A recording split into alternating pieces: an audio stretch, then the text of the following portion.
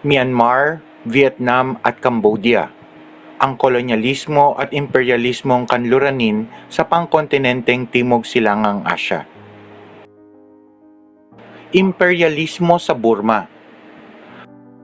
Mahalaga para sa England na sakupin niya ang Burma dahil ito ang inaasahan niyang maging tagapagtanggol sa silangang bahagi ng kanyang teritoryo sa India. Sa buong haba ng ika-19 na siglo ay sinikap ng England na isailalim sa kanya ang mga hari ng Burma sa isang mapagsilbing ugnayan o dependent relations tulad ng kanyang ginawa sa mga hari ng India. Ang mga digmaang Anglo-Burmese. Naging sanhi ng unang digmaang Anglo-Burmese ang paglusob ng Burma sa mga estado ng Assam, Arakan at Manipur. Itinuring ng England ang paglusob na ito bilang panimulang panghihimasok ng Burma sa India. Natalo ang Burma dulot na malaking pinsala na natamo ng puwersa nito sa Arakan at Tenasserim. Bunga ng pagkatalo ng Burma, sa pilitan itong lumagda noong 1826 sa isang kasunduan sa England na tinawag na Kasunduang Yandabo. Sa ilalim ng kasunduang ito ay inilipat ng Burma sa British East India Company ang Arakan at Tenasserim. Pumayag itong magbigay ng bayad pinsala at tanggapin ang isang British resident sa palasyo ng hari. Nasundan ang unang digmaang Anglo-Burmese ng dalawa pang labanan. Sa pagtatapos ng ikalawa at ikatlong digmaang Anglo-Burmese, ay nabigo ang Burma na panatilihin ang kanyang kalayaan. Sinalakay at pagkatapos ay sinakop ng England ang timog at hilagang Burma. Bilang panghuling pagpapahiya sa matayog na kinaluluklukan ng mga monarkiya sa Burma, ay ginawa na lamang ng England ang Burma na isang lalawigan ng India.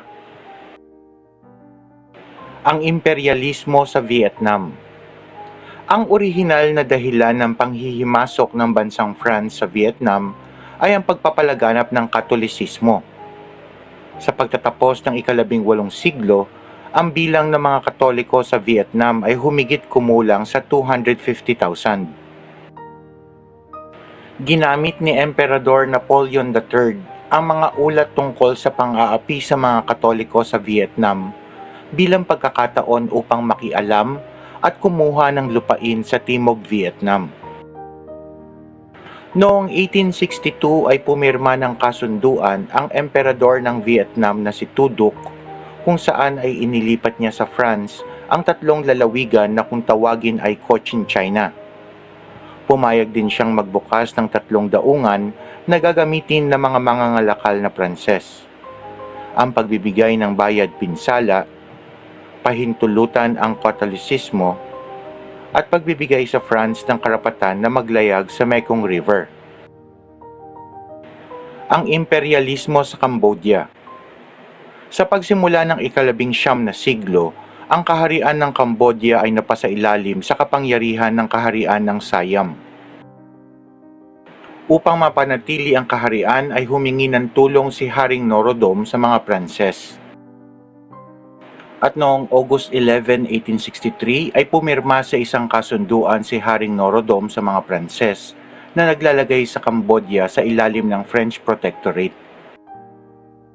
Sa ilalim ng kasunduan ay mananatili ang kaharian ng Cambodia, ngunit ang kapangyarihan sa pamumuno at mga desisyon tungkol sa relasyong panlabas ay mapupunta sa mga Pranses.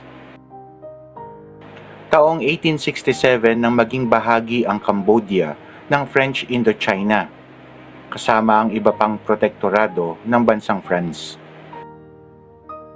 Myanmar, Vietnam at Cambodia. Ang kolonyalismo at imperialismong kanluranin sa pangkontinenteng Timog Silangang Asya.